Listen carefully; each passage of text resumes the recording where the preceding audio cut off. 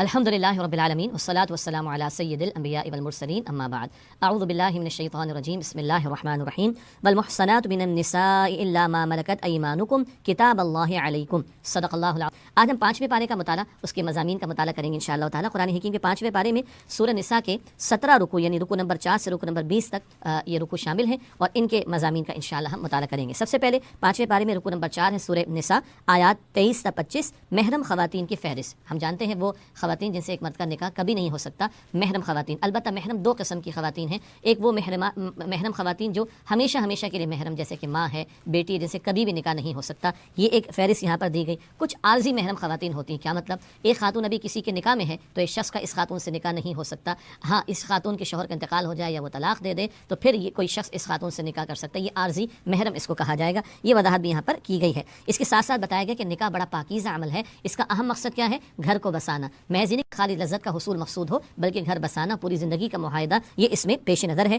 مزید برآں عورتوں کے حق کے تعلق سے بتایا گیا کہ ان کے مہر پورے ان کو ادا کر دو۔ سورۃ النساء ہے اور عورتوں کے تعلق سے آپ دیکھ رہے ہیں کہ کافی کلام اس مقام پر آیا ہے۔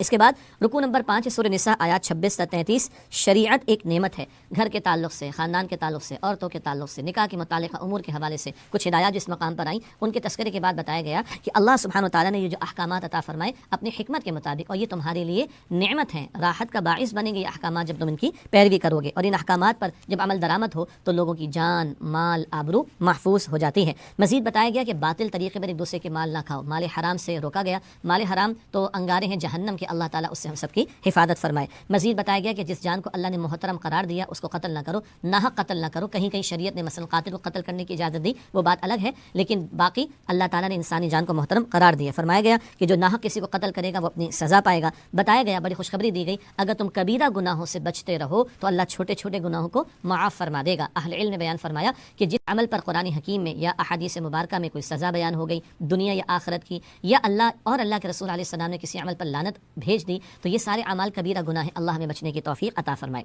اس کے بعد رکوع نمبر 6 سورہ نساء آیات 34 تا 42، روز قیامت نبی اکرم صلی اللہ علیہ وسلم کی امت کے خلاف گواہی، یہ موضوع اس مقام پر آیا۔ البتہ اس رکوع میں آیت نمبر 34 میں بتایا گیا الرجال قوامون علی النساء، مرد عورتوں پر حاکم ہے، گھر کا سربراہ مرد کو بنایا گیا، وہ مہر بھی ادا کرتا ہے، وہ نان نفقہ بھی بیوی کو دیتا ہے، اولاد پیدا ہو جائے تو اس کی بھی کفالت اس کے ذمہ ہے، مرد کو گھر کا سربراہ بنایا گیا۔ نیک بیویاں کون ہیں اللہ کے نزدیک؟ فرمایا کہ وہ جو اپنے شوہروں کی تابعداری کرتی ہیں اور فرمانبرداری کرتی ہیں اور ان کے رازوں کی اور مال کی اور گھر کی حفاظت کرتی ہیں۔ بتایا گیا کہ اگر کچھ ناچاقی ہو جائے تو اس کو کیسے سیٹل کیا جائے، پہلے گھر کے معاملے کو گھر میں ہی نمٹانے کی کوشش کی جائے، اور اگر معاملہ کھٹ پٹ کا بڑھ جائے تو ایک بڑا شوہر کے خاندان سے، ایک بڑا بیوی کے خاندان سے ان کو لیا جائے اور وہ معاملے کو سلجھانے کی اور صلح کرانے کی کوشش کریں۔ بتایا گیا کہ قیامت کا دن ہوگا، ہر نبی اپنی امت کے خلاف گواہی دیں گے اور نبی کریم صلی اللہ علیہ وسلم اپنی امت کے خلاف گواہی دیں گے۔ خلاف کا مطلب اللہ رسول کہہ دیں کہ میں نے تو پیغام پہنچا دیا، اب ان سے پوچھ کہ انہوں نے کیا رویہ اختیار کیا۔ یہ آیت کریمہ ایک مرتبہ حضور صلی اللہ علیہ وسلم نے عبداللہ بن مسعود رضی اللہ تعالیٰ عنہ سے سنی، فَكَيْفَ إِذَا جِئْنَا مِن كُلِّ أُمَّةٍ بِشَهِيدٍ وَجِئْنَا بِكَ عَلَى هؤلاء شَهِيدًا، تو حضور زار و خطار روئے کہ کل مجھے اپنی امت کے خلاف گواہی دینا ہوگی۔ کل کے حوالے سے حضور کو تو رونا آیا صلی اللہ علیہ وسلم، مجھے اور آپ کو فکر ہے کہ نہیں؟ غور کرنا چاہیے۔ اس کے بعد 7واں رکوع ہے سورہ نساء آیات 43 تا 50، شرک کا جرم معاف نہیں کیا جائے گا۔ یہاں بتایا گیا ہے ایک حکم آیا ہے شراب کی حرمت کے تعلق سے کہ نشے کی حالت میں نماز کے قریب نہ جاؤ۔ شراب کے احکامات حرمت کے اعتبار سے تدریجاً آئے، آخری حکم بالکل ممانعت کا وہ سورۃ المائدہ میں آیت نمبر 90-91 میں آیا۔ یہاں تدریج میں جو حکم آیا بتایا گیا کہ نشے کی حالت میں نماز کے قریب نہ جاؤ، مراد ہے کہ نماز ادا نہ کرو نشے کی حالت میں، لیکن ذہن میں رہے آخری حتمی حکم حرمت کا وہ سورۃ المائدہ میں ہے۔ بتایا گیا کہ یہود کی خباثتیں ہیں اور ان کی حرکتیں ہیں، کرتوت ہیں، جس کی وجہ سے وہ اللہ کے غضب میں بھی مبتلا ہوئے، ان کا تذکرہ ہے، ان کے خبث باطن کا بیان ہے، اور ان لوگوں نے عزیر علیہ السلام کو اللہ کا بیٹا قرار دیا، معاذ اللہ۔ ان کے شرک کا ذکر کرنے کے بعد اللہ سبحانہ وتعالی نے فرمایا آیت نمبر 48 میں، ان اللہ لا یغفر ان یشرک بہ ویغفر ما دون ذلک لمن یشاء، بے شک اللہ تعالی اس بات کو معاف نہیں فرمائے گا کہ اس کے ساتھ کسی کو شریک کیا جائے، ہاں اس کے سوا جس جرم کو چاہے گا معاف فرما دے گا۔ اس کے بعد رکوع نمبر 8 سورہ نساء آیات 51 تا 59، ذمہ داری ہمیشہ اہل لوگوں کے حوالے کرو۔ یہاں پر اللہ تعالیٰ نے اجتماعی معاملات کے حوالے سے بڑی اہم ہدایات عطا فرمائی۔ اس کے ذیل میں یہ بات بتائی گئی کہ امانت اہل لوگوں کے حوالے کرو۔ اسی ذیل میں کبھی کسی منصب کے بارے میں رائے مانگی جائے، جیسے کبھی ووٹ کا معاملہ، کبھی مشورہ مانگا جائے تو اہل لوگوں کے بارے میں مشورہ دینا چاہیے اور ذمہ داری بھی اہل لوگوں کے حوالے کرنی چاہیے، یہ بتایا گیا۔ اسی طریقے پر ایک اہم ہدایت دی گئی کہ اللہ سبحانہ وتعالیٰ اور اس کے رسول صلی اللہ علیہ وآلہ وسلم اور جو تم میں سے صاحب اختیار لوگ ہیں اولو الامر ہیں ان کی اطاعت کرو۔ ہاں یاد رہے کہ انکنڈیشنل اطاعت اللہ اور اللہ کے رسول علیہ السلام کی ہر حکم ماننا ہے، باقی حکمراں ہوں یا کوئی ذمہ دار ہوں ان کی وہ بات نہیں مانی جائے گی جو اللہ تعالیٰ اور اس کے رسول علیہ السلام کے حکم سے ٹکرا رہی ہو۔ اس کے بعد رکو نمبر 9 ہے آیات 60 تا 70، اطاعت رسول صلی اللہ علیہ وسلم سے گریز، منافقانہ روش، منافقین کی حرکت کا بیان، اور یہ نبی مکرم علیہ السلام کی اطاعت سے فرار اختیار کرتے تھے، اس کا تذکرہ اس مقام پر تفصیل سے آیا ہے۔ بتایا گیا کہ اللہ تعالیٰ نے جب بھی کسی رسول کو بھیجا تو اس لیے کہ اللہ کے حکم سے اس کی اطاعت کی جائے، اور اللہ تعالیٰ نے نبی مکرم علیہ السلام کے بارے میں آیت نمبر 65 میں بیان فرمایا کہ اللہ کی قسم، اے نبی آپ کے رب کی قسم، یہ کبھی مسلمان، یہ واقعتاً ایمان والے نہیں ہوں گے جب تک کہ اپنے معاملات میں آپ کو حکم یعنی فیصلہ کرنے والا نہ مانے، اور جو حکم آپ عطا فرمائے اس کے سامنے جھکا نہ دیں اپنے آپ کو، اور دل میں کوئی تنگی محسوس نہ کریں۔ بڑے قیمتی انداز میں اللہ تعالیٰ نے اطاعت رسول کی اہمیت کو بیان فرمایا۔ جب تک کہ ہم اپنے معاملات میں حضور علیہ السلام کو حکم اور فیصلہ کرنے والا نہ مانیں اور ان کے احکام کے سامنے اپنے آپ کو جھکا نہ دیں، ہمارا ایمان مکمل نہیں ہو سکتا۔ منافقین کی حرکت کیا تھی؟ وہ دل سے رسول پاک علیہ السلام کو قبول نہ کرتے اور ان کی اطاعت کی روش سے فرار اختیار کرتے تھے۔ یہی آج منکرین حدیث سے، منکرین سنت قسم کے لوگوں کا معاملہ، کہ بس قرآن میں جو آئے وہ ہمارے لیے کافی، اطاعت رسول سے فرار اختیار کرتے ہیں۔ اللہ تعالیٰ اس سے ہم سب کی حفاظت فرمائے۔ پھر رکو نمبر 10 سورہ نساء آیات 71 تا 76،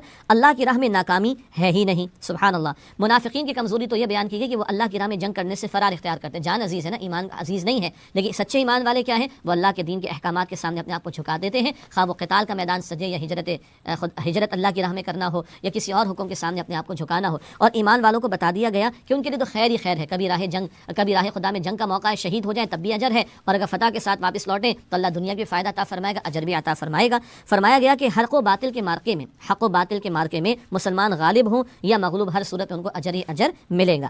پھر رکو نمبر 11 ہے آیات 77 تا 87، 77 سے 87، موت کی جگہ اور وقت طے شدہ ہے۔ یہ عنوان اس رکو کو دیا گیا، آگے اس کی وضاحت بھی آئے گی انشاءاللہ تعالی۔ ایک اہم نقطہ آیت نمبر 77 میں بتایا گیا، کفوا ایدیکم، مکی دور میں نبی اکرم علیہ السلام نے حکم دیا تھا، قرآن کنفرم کر رہا ہے کہ مکی دور میں حکم تھا اپنے ہاتھوں کو باندھ کر رکھو۔ ایک انقلابی جماعت نبی مکرم علیہ السلام تیار کر رہے تھے، دعوت دین کا کام زور و شور سے جاری تھا اور انقلابی جماعت کی تربیت کی جا رہی تھی، اور ابھی کوئی پری میچور ایکشن نہیں لینا تھا۔ مکے کے 13 برس کوئی جنگ کا میدان نہیں سجا، غزوات کا دور ہم مدنی دور میں دیکھتے ہیں۔ آگے بتایا گیا کہ جب اللہ کی طرف سے قتال فی سبیل اللہ کا حکم آ رہا ہے تو منافقین کا ایک طرز عمل ایسا سامنے آیا کہ ان کو جان جاتی ہوئی محسوس ہوئی، وہ لوگوں سے ایسے ڈرنے لگے جیسے کہ اللہ سبحانہ وتعالیٰ سے ڈرنا چاہیے۔ بتایا گیا کہ اینما تکون یدرککم الموت ولو کنتم فی بروج مشیدہ، تم جہاں کہیں بھی ہوگے موت تو تمہیں آ لے گی، چاہے تم مضبوط کیے ہوئے قلعوں کے اندر ہی کیوں نہ ہو۔ تو قتال سے فرار اختیار کر کے تم اپنی موت سے اپنے آپ کو بچا نہیں سکتے۔ ترغیب دلائی گئی ہے کہ راہ خدا میں جب جنگ کا تقاضا آئے تو اس کے لیے تیار رہو۔ بتایا گیا کہ دیکھو شہادت کا موقع تمہیں میسر آ سکتا ہے، اور شہادت کی صورت میں جو نتیجہ ہوگا وہ کیا ہے؟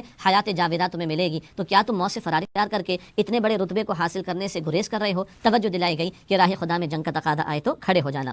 اس کے بعد رکو نمبر 12 سورہ نساء آیات 88 تا 91، ہجرت سے گریز کرنا منافقت ہے۔ منافقین کے کرتوت بیان ہو رہے ہیں، قتال فی سبیل اللہ سے جی چراتے ہیں اور نبی اکرم علیہ الصلوۃ والسلام کی اطاعت سے فرار اختیار کرتے۔ اب ذکر آ رہا ہے کہ وہ ہجرت فی سبیل اللہ کے لیے تیار نہ ہوتے۔ مختلف قبائل میں جو لوگ آباد تھے انہوں نے اسلام قبول کر لیا تھا، مدینہ شریف کے باہر کی بات ہو رہی ہے۔ اب ان سے کہا جا رہا ہے آؤ مدینہ شریف میں اور مسلمانوں کی جماعت کو مضبوط کرو، لیکن منافقین جو تھے وہ ہجرت سے فرار اختیار کرتے تھے۔ ذکر ہو رہا ہے کہ ان لوگوں کے لیے یعنی ان منافقین کے لیے گھر بار، جائیداد، کاروبار، رشتہ داروں کو چھوڑنا بڑا بھاری محسوس ہو رہا ہے۔ بتایا گیا اگر یہ منافقین کسی دشمن قبیلے میں ہوں اور ان میں جو ہے وہ کبھی تمہیں اقدام کرنا پڑ جائے یا ان کی طرف سے اقدام اور یہ منافقین ان کا ساتھ دیں تو پھر ان منافقین کے ساتھ کوئی رعایت نہیں برتی جائے گی جو ہجرت کے لیے تیار نہیں ہوتے۔ بتایا گیا کہ کافروں کی طرح پھر ایسے سازشی عناصر منافقین کو بھی قتل کیا جائے۔ ہاں اگر مسلمانوں کا کسی قوم سے معاہدہ ہے اور ان میں یہ منافقین ہیں تو اس معاہدے کی وجہ سے ان کو پروٹیکشن مل جائے گی، ان منافقین کو پھر قتل نہیں کیا جائے گا۔ رکو نمبر 13 ہے آیات 92 تا 96، جان بوجھ کر قتل کرنے والے پر پھٹکار۔ اللہ اکبر، فرمایا گیا مومن کے لیے ممکن ہی نہیں ہے کہ کسی کو جان بوجھ کر قتل کرے۔ ہاں خطا کے طور پر قتل کا معاملہ ہو جائے تو اس مقام پر اس کی تفصیل بھی آئی ہے کہ خون بہا دینا ہوگا، لیکن جان بوجھ کر تو کوئی مسلمان کسی مسلمان کو قتل نہیں کر سکتا، اور اگر کوئی حرکت کر بیٹھا ہے جانتے بوجھتے اس نے کسی کو قتل کیا، اللہ اکبر، تو بڑی سخت بات آئی ہے۔ فرمایا کہ وَمَن يَقْتُلْ مُؤْمِنًا مُتَعَمِّدًا، جس نے جان بوجھ کر کسی مؤمن کو قتل کیا، فَجَزَاؤُهُ جَهَنَّمْ، بس اس کا بدلہ جہنم ہے، خالداً فیہا، وہ ہمیشہ اس میں رہے گا، وَغَضِبَ اللَّهُ عَلَیہ، اس پر اللہ کا غضب ہے، وَلَعَنَهُ، اور اس پر اللہ کی لعنت ہے، وَأَعَدَّ لَهُ عَذَابًا عَظِیمًا، اور اللہ نے اس کے لیے بڑا عظیم عذاب تیار کر رکھا ہے۔ یہ ہے وہ بات کہ جو احترام انسانیت کے تعلق سے دین بتاتا ہے، ایک مسلمان کا قتل اتنی عظیم بات آ رہی ہے اور اتنی بڑی سخت سزائیں اس کے لیے بیان ہو رہی ہیں۔ اس کے بعد رکوع نمبر 14 ہے سورہ نساء آیات 97 تا 100، ہجرت نہ کرنے والوں کی حسرت ناک موت۔ بتایا گیا کہ جو ہجرت نہیں کر رہا آج راہ خدا میں، وہ کل حسرت ناک موت ان کا معاملہ اس کا کیا جائے گا۔ فرشتے آئیں گے ان کی جان نکالنے کے لیے، کہیں گے تو کس حال میں تھے؟ تو وہ کہیں گے ہم تو مغلوب تھے۔ فرشتے کہیں گے اللہ کی زمین وسیع تھی، ہجرت کر جاتے۔ ایسی حسرت ناک ان کی موت کا معاملہ ہوگا۔ اور بتایا گیا جو راہ خدا میں ہجرت میں نکل پڑے، ویسے ہی اس کا انتقال ہو جائے یا اللہ کی راہ میں قتل کر دیا جائے، تو اللہ تعالیٰ کے ہاں بہترین اجر اس کے لیے تیار ہے۔ ایک حدیث شریف میں ذکر آتا ہے جو ہجرت کرے راہ خدا میں تو پچھلے تمام اس کے گناہ معاف کر دیے جاتے ہیں۔ صحیح مسلم شریف کی یہ روایت ہے۔ پھر رکوع نمبر 15 آیات 101 تا 104، انتہائی خوف کے وقت بھی نماز معاف نہیں۔ اس مقام پر ایک تو سفر کی حالت میں قصر نماز کی اجازت عطا کی گئی۔ نماز قصر سے ہم واقف ہیں کہ 4 فرض کی جگہ 2 فرض ادا کیے جاتے ہیں، تو سفر کی حالت میں سہولت عطا کر دینے کا بیان۔ اور اگر دشمن کا خوف ہو اور بڑا مشکل ہو نماز ادا کرنا، تو جیسے بن پڑے نماز ادا کی جائے۔ اس کو صلاۃ الخوف بھی کہا گیا، اور اس کی خاص شکل بھی اس مقام پر عہد نبوی کے تعلق سے کہ ہر صحابی نبی پاک علیہ السلام کی امامت میں نماز ادا کرنے کا شوق رکھتے تھے، تو یہ خاص شکل بھی اس کی صلاۃ الخوف کی یہاں پر بیان کی گئی۔ البتہ جب حالات عموم کے اعتبار سے ہوں، امن والے ہوں، تو فرمایا کہ ان الصلاۃ کانت علی المؤمنین کتابا موقوتا، بلا شبہ نماز اہل ایمان پر مقررہ اوقات میں فرض کی گئی ہے۔ تو اب حالات پر امن ہے تو پورے آداب کے ساتھ نماز ادا کی جائے اور نماز مقررہ اوقات میں ادا کی جائے۔ اللہ مجھے اور آپ کو تمام نمازوں کو پابندی سے باجماعت وقت پر تمام آداب کے ساتھ حفاظت ان کی کرتے ہوئے ادا کرنے کی توفیق عطا فرمائے۔ اس کے بعد رکوع نمبر 16 سورہ نساء کی آیات 105 تا 112، عدل کرو خواہ دشمن کو فائدہ پہنچے۔ بڑا عجیب حکم ہے ہمارے دین کا، عدل کی بات کرتے ہیں ہمارا دین۔ عدل کی بات کرنے کو کہا گیا کہ مسلمانوں کو تلقین ہے کہ وہ ہمیشہ عدل کی بات کریں، عدل قائم کرنے کی کوشش کریں، اور اپنے لوگوں میں سے زیادتی کرنے والوں کی حمایت نہ کریں، بات عدل کی کریں۔ اگر اپنوں نے بھی کسی کے ساتھ زیادتی کی ہے تو اس کو کنڈیم کیا جائے کہ یہ طرز عمل غلط ہے، اور عدل کی بات کی جائے چاہے اپنے ماں باپ، اپنی ذات، اپنے ماں باپ، اپنے رشتہ داروں ہی کے خلاف بات کیوں نہ جا رہی ہو۔ یہ اصول پسند دین ہے ہمارا، اور وہ عدل کی تعلیم ہمیں دے رہا ہے۔ یہاں تک کہا چاہے عدل کی بات کا دشمن کو فائدہ ہو جائے، بات تو صحیح ہے، اس کو فائدہ ہو جائے، چاہے ہو جائے، لیکن تم عدل کی بات کرنا۔ پھر رکوع نمبر 17 آیات 113 تا 115، اجماع امت کی اہمیت۔ پس منظر میں ایک واقعہ ہے، اور اس واقعے میں ایک منافق و یہود کا جھگڑا ہو گیا تھا، ایک مسئلہ ہو گیا تھا، اور نبی پاک علیہ الصلوۃ والسلام نے بہرحال اللہ کی وحی کے مطابق یہودی کے حق میں فیصلہ دیا، کیونکہ وہی حقدار تھا فیصلے کا، اور وہ منافق وہ اعراض کر گیا اور نبی اکرم علیہ السلام کی اطاعت سے نکل گیا۔ ایسے تعلق سے بتایا گیا کہ پھر اس کے لیے جہنم کا معاملہ، اور اس ضمن میں بتایا گیا کہ جو اہل ایمان کے راستے کو چھوڑ دے تو پھر اس کے لیے جہنم کا معاملہ۔ یہاں سے اہل علم امام شافعی رحمۃ اللہ علیہ دیگر اسلاف نے بتایا کہ اجماع امت کی دلیل ہے۔ امت جن باتوں پر متفق ہو جائے، اس کا اجماع ہو جائے، اس راہ کو چھوڑنا یہ گمراہی ہے، اور ایسا طرز عمل اختیار کرنے والے وہ جہنم میں ڈالے جائیں گے۔ اللہم اجرنا من النار، اے اللہ ہمیں جہنم کی آگ سے محفوظ فرما۔ پھر رکوع نمبر 18 سورہ نساء آیات 116 تا 126، شرک کرنے والے شیطان کی پیروی کر رہے ہیں۔ یہاں بتایا گیا کہ اللہ تعالیٰ شرک کو بالکل معاف نہیں فرمائے گا، اس کے سوا جس گناہ کو چاہے گا معاف فرما دے گا۔ ہاں ایک نقطہ ذہن میں رہے، کوئی سچی پکی توبہ کر لے تو اللہ کفر اور شرک کو بھی معاف فرما دے گا، توبہ کے بغیر شرک کا جرم معاف نہیں ہوتا۔ بتایا گیا کہ شرک کرنے والے شیطان کی پیروی کر رہے۔ شیطان نے تو مکروہ عزائم کا ذکر کیا تھا، وہ لوگوں کو بہکانے کی کوشش کرے گا، راہ خدا سے روکنے کی کوشش کرے گا، اور اکثریت کو گمراہ کرنے کی کوششیں کرتا رہے گا۔ بتا دیا گیا مسلمانوں کو اور واضح کر دیا گیا سب کو، تمہاری خواہشات سے کچھ نہیں ہوگا، چاہنے سے کچھ نہیں ملتا، بلکہ من یعمل سوءا یجزا بہ، جو برا عمل کرے گا وہ اس کی سزا پائے گا، اور مراد جو نیک عمل کرے گا اس کا اچھا بدلہ پائے گا۔ تمناؤں سے جنت نہیں ملتی، محنت کرنا ہوگی، ایمان کے تقاضوں پر عمل کرنا ہوگا۔ پھر رکوع نمبر 19 سورہ نساء آیات 127 تا 134، خواتین اور یتیموں کے ساتھ حسن سلوک کرو۔ بار بار یہ حقوق العباد میں سے خواتین، یتامہ، بچے، ان کے تعلق سے رہنمائی عطا کی جا رہی ہے۔ فرمایا گیا خواتین اور یتیموں کے ساتھ حسن سلوک کرو، خاص طور پر شوہروں کو تعلیم دی گئی کہ اپنی بیویوں کے حقوق ادا کرو۔ ہاں اگر خاتون محسوس کرے کہ شوہر توجہ نہیں دے رہا تو وہ کچھ اپنے حقوق سے دستبردار ہو جائے تو اپنے شوہر کی توجہ کو حاصل کر سکتی ہے۔ بتایا گیا کہ میاں بیوی کے درمیان موافقت رہے اور جدائی کا معاملہ نہ ہو، گھروں کو بنا کر رکھا جائے، اور اگر کوئی معاملہ جھگڑے کا انتہائی شکل کو پہنچ گیا اور پوائنٹ آف نو ریٹرن کی بات آ گئی تو پھر طلاق کو ہے کہ جو کہ ہے تو ناپسندیدہ حلال کیا گیا۔ دین فطرت ہے نا، معاملہ چل ہی نہیں سکتا، پوائنٹ آف نو ریٹرن آ گیا تو پھر طلاق کی گنجائش بھی دی گئی ہے۔ فرمایا کہ پھر اللہ اپنے فضل سے دونوں کو غنی فرما دے گا۔